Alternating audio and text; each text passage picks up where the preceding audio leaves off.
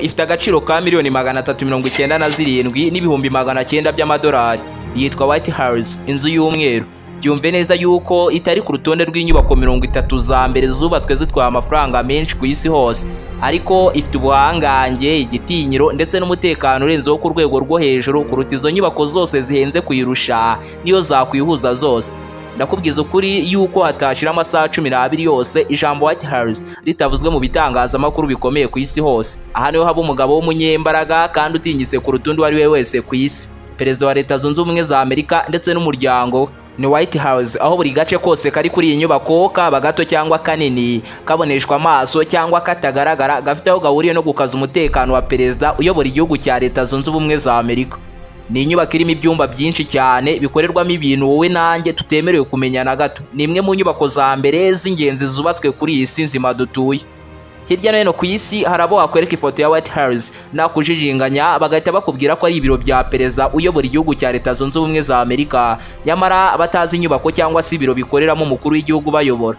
Whitehouse ni hamwe mu hantu hambere hakata kwa mbere igihe Leta Zunze Ubumwe za Amerika zagabwaho ibitero karundura. Dusubire inyuma gato ku itariki 11 z'ukwezi kwa 9 muri 2001.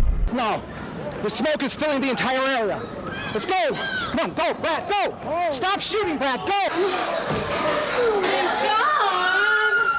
Ubwo Leta Zunze Ubumwe za Amerika zagabwaga ibitero 4 byahurijwe hamwe bikozwe na Al-Qaeda yari yobowe na Osama bin Laden.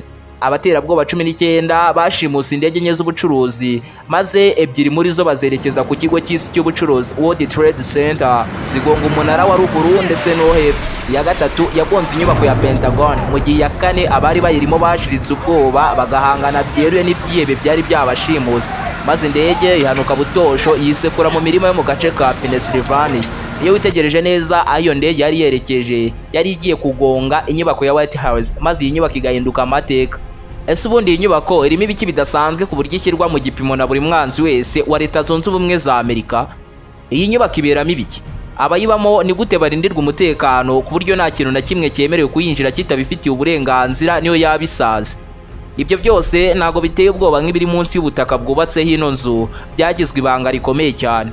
Ibyo byose kugira ngo bisobanukirwe nimba ari ubwa mbere rugeze kuri umuyoboro mugari w'ibyegeranyo mu Rwanda, kanda subscribe ufungura inzogera kugira ngo ujye ukomeza gutungurwa no gusobanukirwa na byinshi cyane bimeze nk'ibicanganye kuri iyi si nzima dutuye. Ndi Aime Christian, ikaze. Ubundi Whitehouse ni imwe mu nyubako za mbere zimaze igihe kinini zubatswe kuri iyi si nzima dutuye. Kugira ngo umenye neza imbaraga, icyubahiro n'igitinyiro cya Whitehouse, byagusaba guhindukira ukareba inyuma mu 1790 ubwo George Washington yari perezida wa Leta Zunze Ubumwe za Amerika. Uyibuke ni nawe perezida wa mbere wayoboye iki gihugu. Nibwo yatanze isoko ku bubatsi b'abahanga ngo bubake ibiro by'agatangaza bizahabura isi yose.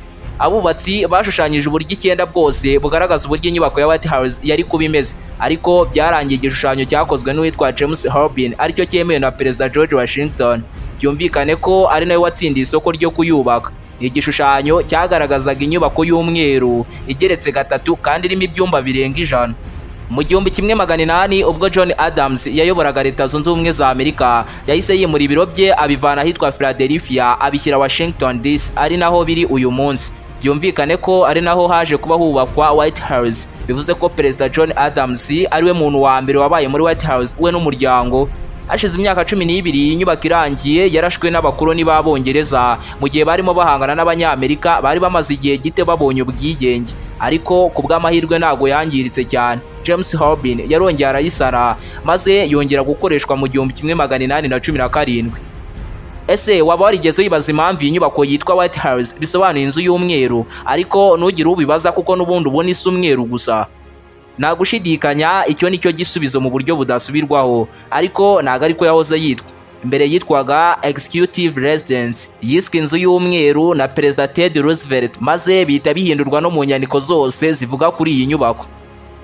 Uko ibihe byagiye bishira, inyubako yagiye yongerwamo ibindi bice mu mpande zayo bita ngo ni amababa ya Whitehouse, kugira ngo umuryango wa perezida ujye ubaho wisanzuye. Mu ntambara kabiri y'isi yose, Whitehouse yari ishaje, yari yaratangiye gusatagurika. mu 1948 kugeza mu 1952 nyuma y'intambara ya kabiri y'isi yose. Perezida Harry Truman wayoboraga Amerika icyo gihe yarongera arayubakisha, ariko bwo habayemo impinduka zidasanzwe. Mu kuyubaka hakoreshejwe ibyuma bidasanzwe byaremeye guhangana n'ibyo ari byo byose, ibibaho n'ibitabaho, ndetse hanongeyemo ibindi bice byubatswe munsi y'ubutaka. Twigarukira uyu munsi, Whitehouse ni uku nguko igaragara uyirebeye inyuma. Ifite ibyumba 132 byose n'ibindi biri hagati ya kimwe cyangwa bitatu byagizwe ibanga batashatse ko tumenya. Ifite ubwogero cyangwa se douche 35 mw'imbere, igabanyijemo inzego 6 za perezidanse, ndetse mw'imbere harimo n'imiryango 416 n'amadirishya 147. Harimo ahantu 8 hari ama esikariye ndetse na esanseri 3. Aha niho perezida wa Amerika n'umuryango we bamara igihe kinini, niho birirwa kandi bakanaharara. Mw'imbere harimo icyumba cyitwa blue room, icyumba cy'ubururu, hakabamo icyumba cy'umutuku red room n'icyumba cy'icyatsi green room.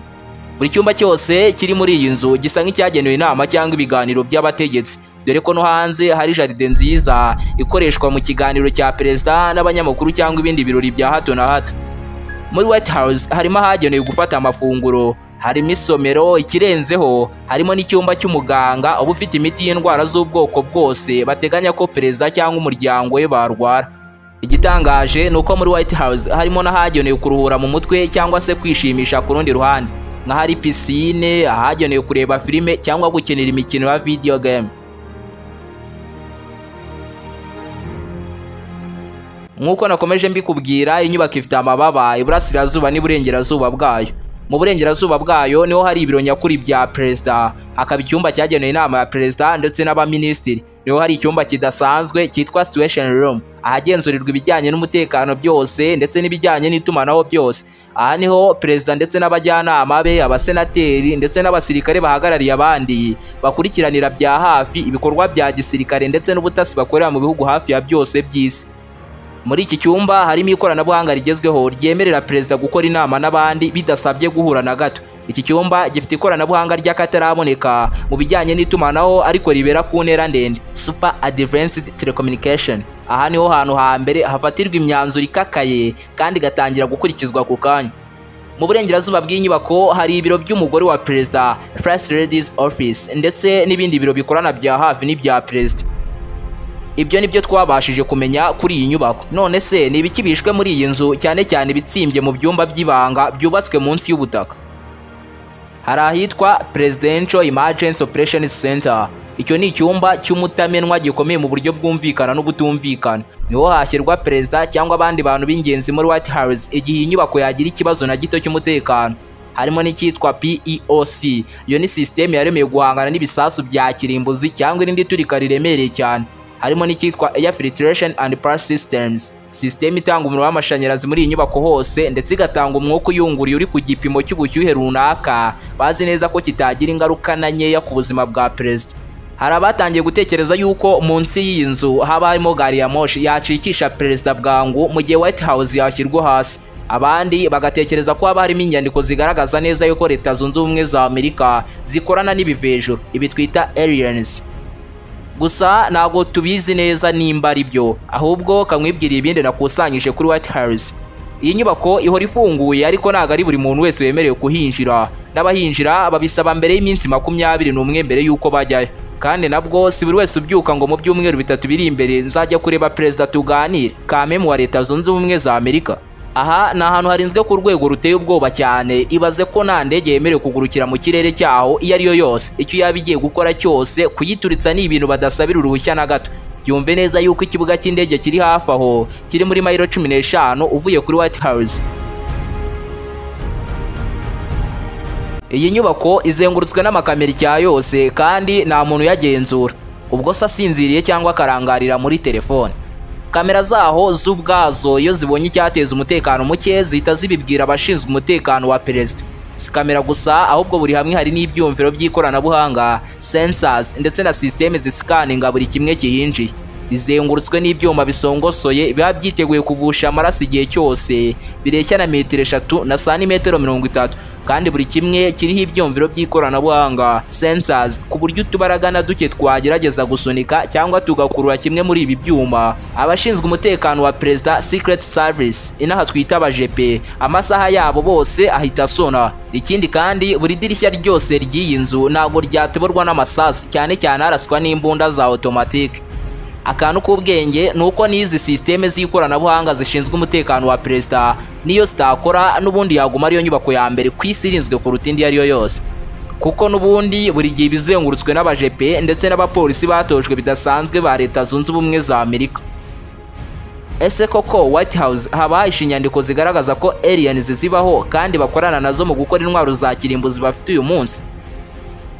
Igitekerezo cyawe nuko wakiriye ino video bidusangize muri comment, kandi nimba ari ubwa mbere wari wisanze kuri uyu muyoboro mugari w'ibyegeranyo mu Rwanda, ibuka gukanda subscribe, ufungura inzogera kugira ngo ukomeze gutungurwa no gusobanukirwa na byinshi cyane bimeze nk'ibicanganye kuri iyi si nzima dutuye. Ndi Aime Christian, naho buta.